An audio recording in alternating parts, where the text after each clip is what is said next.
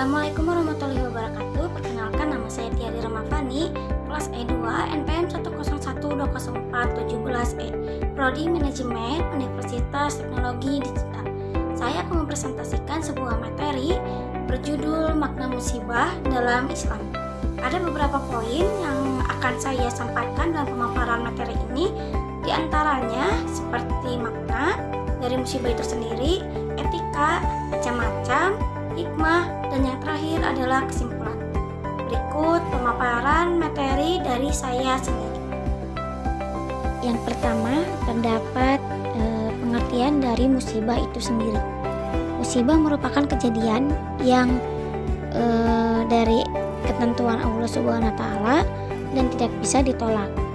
Pemahaman musibah yang lebih mendalam sebagaimana yang ada di dalam Al-Quran yang akan membawa pemahaman dan kesadaran tentang makna dan hakikat di balik musibah. Oleh karena itu, di antara anjuran ketika terjadinya musibah adalah bersabar, berdoa, dan bertawakal kepada Allah Subhanahu wa Ta'ala. Musibah pada hakikatnya bagian dari seluruh rencana Allah dalam penciptaan alam semesta, termasuk manusia. Selain itu, Allah juga telah menetapkan sebelumnya tentang semua hal yang sudah terjadi dan yang akan terjadi di Lauhul Mahfuz. Musibah juga peringatan dari Allah kepada manusia agar tidak lalai dalam beribadah dan menjaga segala sesuatu yang diciptakannya. Selanjutnya, terdapat etika dalam memaknai musibah dalam Islam. Al-Quran sebagai kitab suci yang rahmatan lil alamin telah memberikan tuntunan yang seharusnya bagi manusia dalam menghadapi musibah yang menimpa, baik yang menimpa diri sendiri maupun menimpa orang lain.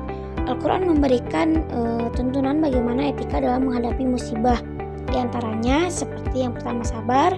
Berkaitan dengan sabar dalam musibah ini, Allah Subhanahu wa Ta'ala berfirman dalam Quran surat Al-Baqarah ayat 155.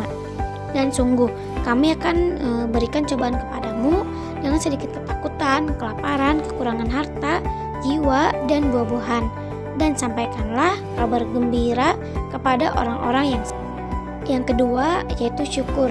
Dengan bersyukur maka pahala musibah itu akan jauh lebih besar daripada musibah itu sendiri. Sebab musibah di dunia ini pada dasarnya merupakan jalan yang mesti manusia lewati dalam perjalanan menuju akhirat. Yang ketiga, tawakal. Bersikap tawakal dalam menghadapi musibah merupakan panduan Allah Subhanahu wa Ta'ala melalui Al-Quran sebagai suatu keniscayaan akan adanya dalam setiap sisi kehidupan manusia. Musibah dengan aneka ragam bentuknya sebaiknya diterima dengan sikap tawakal. Dalam Al-Quran, Allah Subhanahu wa Ta'ala mengajarkan sikap tawakal dalam menghadapi musibah. Sebagaimana dalam Quran surat At-Taubah, katakanlah, sekali-kali tidak akan menimpa kami melainkan apa yang telah ditetapkan Allah untuk kami. Dialah pelindung kami, dan hanya kepada Allah orang-orang yang beriman harus bertawakal. Selanjutnya ada macam-macam. Yang pertama, musibah dalam bentuk gempa, air bah, badai, dan halilintar. Musibah berkonotasi negatif. Yang pertama adalah gempa, air bah, badai, dan halilintar. Musibah dalam bentuk ini bisa disebut sebagai bencana atau malapetaka, sebab kedatangannya membawa kehancuran dan bahkan mungkin kematian. Hal ini sesuai dengan firman Allah Subhanahu wa Ta'ala dalam surat Hud ayat 89. Ayat tersebut merupakan peringatan Allah melalui Nabi Syuaib kepada kaumnya yang menentang ketika diperintahkan untuk menyembah Allah dan melaksanakan sholat. Dalam ayat ini, Allah mengancam mereka dengan musibah yang akan menghancurkan mereka apabila mereka tidak melaksanakan perintah sebagaimana yang pernah terjadi kepada kaum nabi-nabi terdahulu, yakni kaum Nabi Lut, kaum Nabi Saleh, kaum Nabi Nuh, dan yang terakhir kaum Nabi Hud. Yang kedua, musibah dalam bentuk kematian. Musibah berkonotasi negatif yang kedua ini adalah kematian. Kematian adalah salah satu musibah yang pasti akan dihadapi oleh setiap makhluk Allah Subhanahu wa Ta'ala. Hal ini sesuai dengan firman Allah dalam surat Al-Maidah ayat 106. Ayat tersebut menyebutkan bahwa kematian juga termasuk dalam kategori musibah. Menurut Al-Baghawi, maksud dari musibat al-maut adalah permulaan atau tanda-tanda kematian.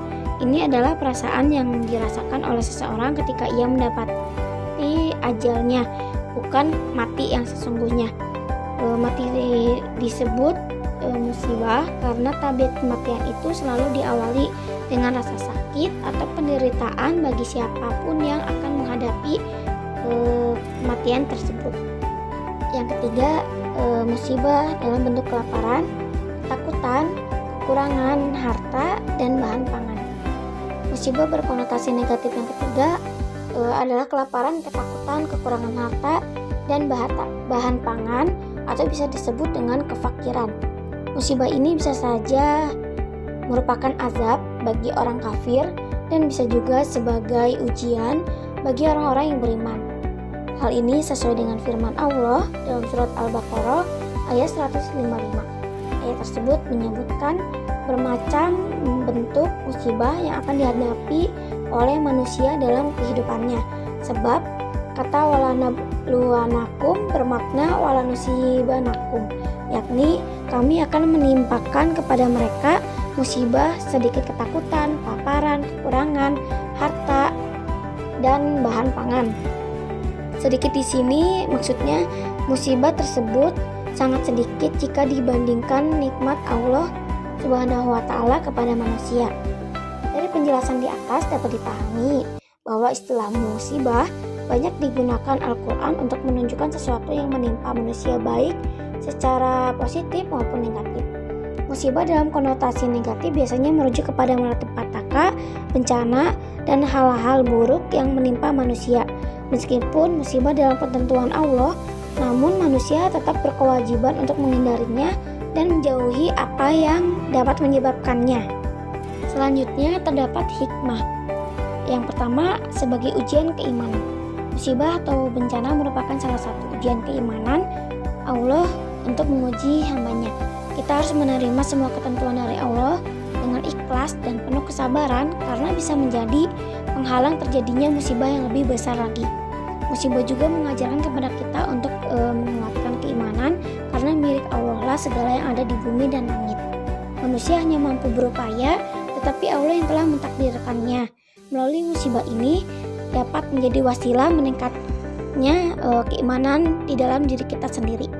Yang kedua, sebagai penggugur dosa. Musibah dapat menjadi sarana penggugur dosa asal bisa diterima dengan ikhlas, sebagaimana hadis Rasulullah Shallallahu Alaihi Wasallam.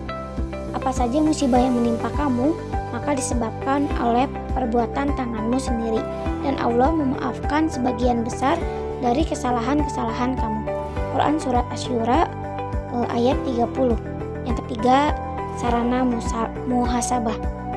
Ketika tertimpa musibah, hendaknya memperbanyak istighfar dan berdoa, bukan justru mengeluh atau berputus asa. Mengeluh tidak akan menyelesaikan musibah atau bahkan akan menambah beban secara psikologis. Dan yang terakhir, yang keempat, kadang beramal soleh.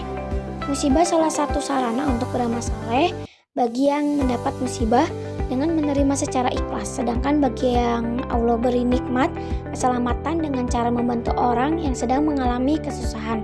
Dengan berbuat baik akan menjadikan dirinya semakin dekat dengan Allah Subhanahu wa Ta'ala.